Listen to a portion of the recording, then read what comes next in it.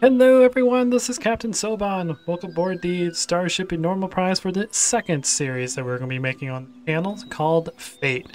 Now, for those of you that don't know, Fate is one of my games that I played all the time back in college because it was one of the few games that actually ran fine on my laptop. It wasn't a gaming laptop. It was a very cheap laptop that I got for using in school.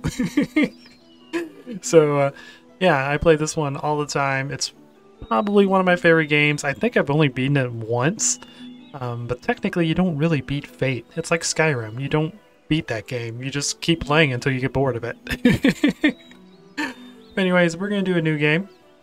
This is a character that I played on and off on stream. Some of you guys probably recognize him. I think we got kind of far, but I did make a mistake on that one as that was the first playthrough. I played him on heroic mode instead of normal mode. You're supposed to play the game in normal mode, and then once you beat it, you can bring your axe or whatever down. You can like pass it down to the next generation, and then up the difficulty with the better equipment, and then up it again when you get through it for another game. So yeah, we're gonna be playing on Adventurer instead of Hero. But yeah, let's get into this game. Let's see. I want to be a female this time. I played in males last time. Let's see, what kind of girly face do we want? That lady has a scar. First, let's get the hairstyle right.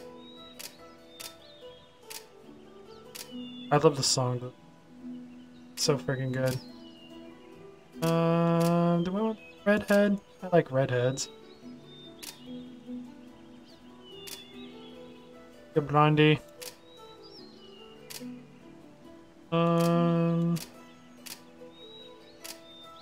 So many hairstyles. Let's do that. Oh my god, that's creepy. Oh cool, we could be a ninja. Nice. Sassy girl. I'll go with that. That looks good. We will be called Rebecca. Sounds like a good name. And, ooh, that randomizes the features! God, why did I think that was going to add more? What's wrong with me? Nope, it's, yep, there's that one. And then we need that hairstyle. Here we go. Except, let's have a cat. I had a dog in the last game I was playing. And we will name a cat. We'll name our cat. I was gonna put Persian. But I don't know how to spell it, it's gonna be wrong. And name her after one of my cats that I used to have back in the day. Isabella. I miss her. She was a Siamese Himalayan cat. She passed away a few years ago, but she was one of those types that was very talkative, and then she liked to jump up on things and like be high up. That was part of the Himalayan side in her. She was a good cat. Anyways, let's play with Isabella. Since oldest living memory, the dungeon gate has stood in the heart of the old wood. Its doorway leads to infinite possibility, to subterranean lands fabled in stories and myths. Many adventurers have passed over that ancient threshold, some to find fame, glory, and wealth beyond telling, and others never to return. The town of Grove has ever been the safe haven at the dungeon's mouth, a watering hole and resting place for weary adventurers. Here great tales are told by the inn's fire, journeys are planned, and legacies are made.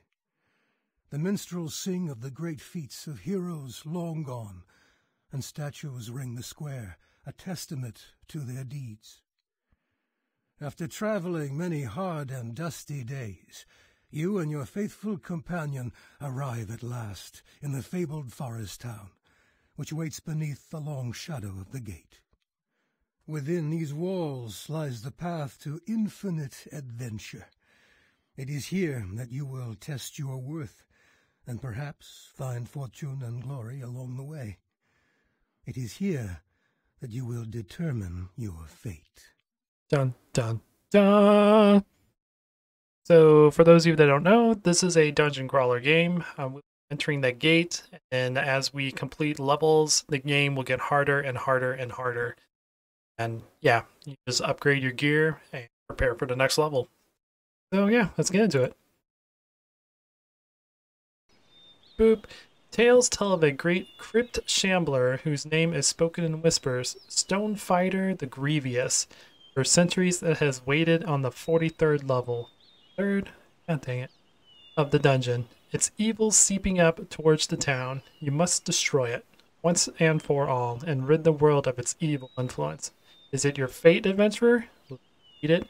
So this right here is our goal. We have to get to the 43rd level of this dungeon and defeat Stonefinger the Grievous. That is our fate. Once we beat that, we win the game. Now, the reason I kind of groped earlier when it said 43, there's 100 levels in this dungeon. Probably more. I've never seen the bottom of this dungeon in this game before. So 43 is deep, but it's not as deep as I was expecting.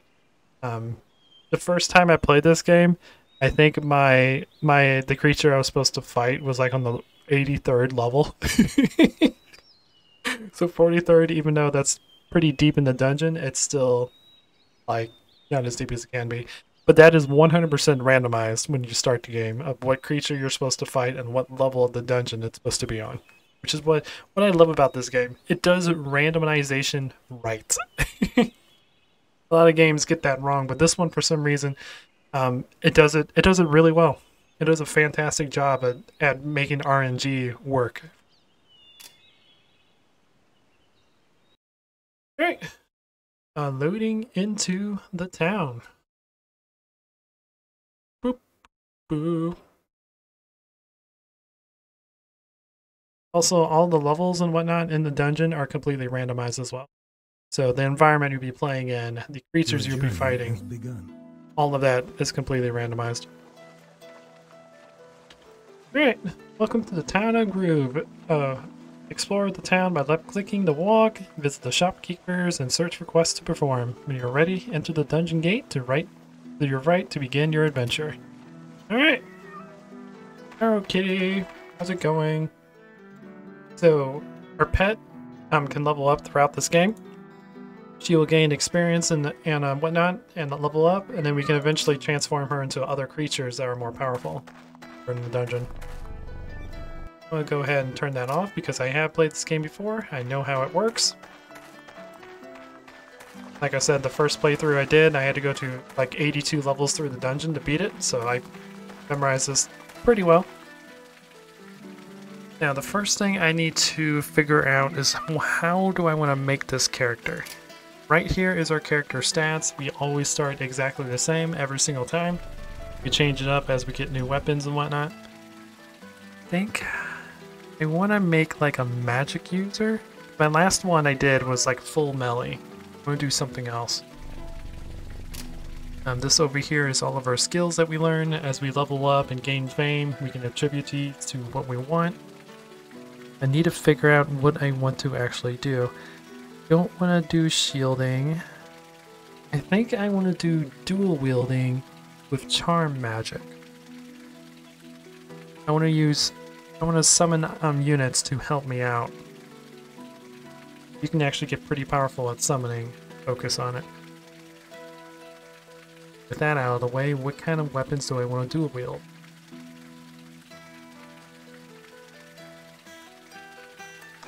I did axe, I think, in my last playthrough. Dual wield hammers? Dual wield hammers with charm magic. It'll be hammer. Dual wielding, charm. Ooh, I'm focusing.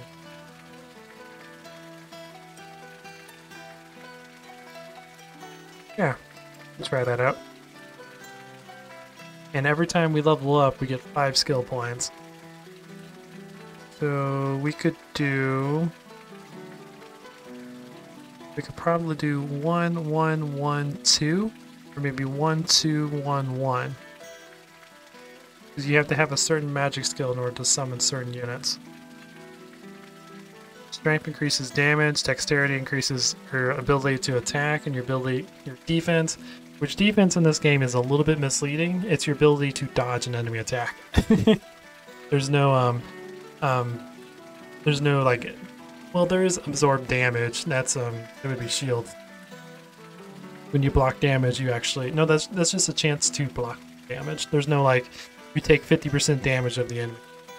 Either you get hit or you get hit or you dodge. And vitality helps stamina and life. Stamina is used for sprinting around. Life is your health. Health reaches 0, you die. And magic helps mana. Okay, so we're gonna do this charm thing. A good day to you, wanderer. Do we have any abilities that we can start out with?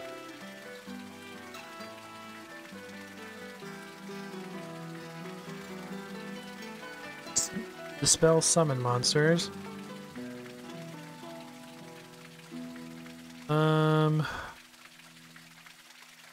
We get the rad one. A +1 to rat's level per charm level. Summoning is 1 minute plus 10 seconds. I want to focus on dual wielding, but I want to use charm as like a support. I need it. It's not going to be the main focus of the character. Your support. So I might do 1 strength, 2 dexterity, 1 vitality, 1 magic. But first I need to remember or figure out what do I need for hammers. How do you? Let's see. We have a hammer right here. Doesn't really tell me because we just started. But I believe hammers use strength.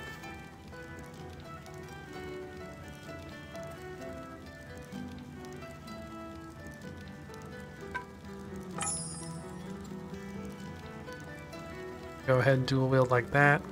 And another hammer. I'm going to the dungeon with no armor. Like, well, he brings some armor. That will be the rest of my money. Give us a tiny bit of defense. Not much to write home about. Alright, and so this lady right here, she is your main magic vendor. So you can get stabs, which focus your magic. A bunch of like magic skill bonuses. Like I said, for me, charming is going to be a secondary ability, not a primary ability. So I want to use it to help fight. I don't want to use it as a main ability to kill the enemy. And then she also sells jewelry, which you can use to upgrade your stuff. And then the guy down there that I was just at earlier is the main blacksmith, so he has like the main armor and weapons and whatnot that you'll need. And then there's another guy all the way over here, which is a rare vendor, so he has a little bit of everything, and he has a higher chance of giving like really good items. You look like you know a bargain when like you this see one right here, Hard Belt of the Tortoise. So you have a bunch of bonuses, very expensive to buy. In this game, you have normal ones, you have basic magic ones, which are purple. They usually have 1 stat that's buffed. Then you have the enchanted ones, which usually have multiple stats buffed. And then you have yellow ones, which are the legendary items that sell for a lot. They're usually fixed on what their items are or what their abilities are. These ones are completely randomized. So sometimes I actually prefer these ones compared to the legendary ones. But anyways. The next thing we need, turn my map on, see, having that up. We need to talk to these ones with the yellow things on them. They will have quests for us. And in this game, this is not a cheat, but this is something I enjoy doing. In this game, you'll get a random quest between levels 1 and 3, or levels that the one you're on, the one you're above, or one that's above you, and the one that's above that. So like for instance, let's say you're on level 6, then you'll get quests for level 7, 8, or 9. It's always 3 above. And what I like to do is, I like to have a full quest thing, because you can only have 3 quests active at a time. And if they don't give me all of the level 1 quests, I will save and reload because they'll re-randomize the quests. And also re-randomize all the items and whatnot in the place. I try not to abuse that. I will abuse it for the questing because getting as many quests as possible, as early as possible, will really give you advantage in late game. Well, what can I do for you? This guy wants us to kill a noxious gel called Poison Drinker. Roams around on 1st level. That right there is the information I need, You have received which the means it'll task. be on the 1st level.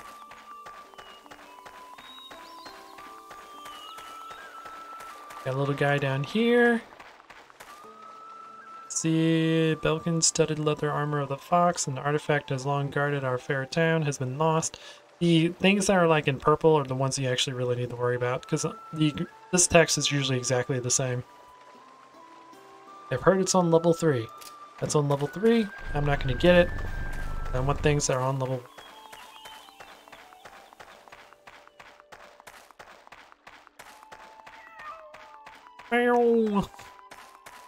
Kitty cat. I don't know if there's much difference between the kitty cat and the dog. I think they're the same, they're just different portraits. But like this is all, I think, it's the same. Seabird! Good day. Level 2.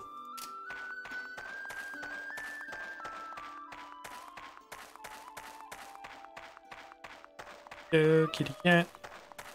Undead guy over here. Quest for some reason. Level 3. Nope.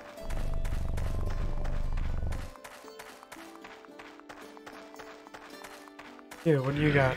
Level 2. Nope.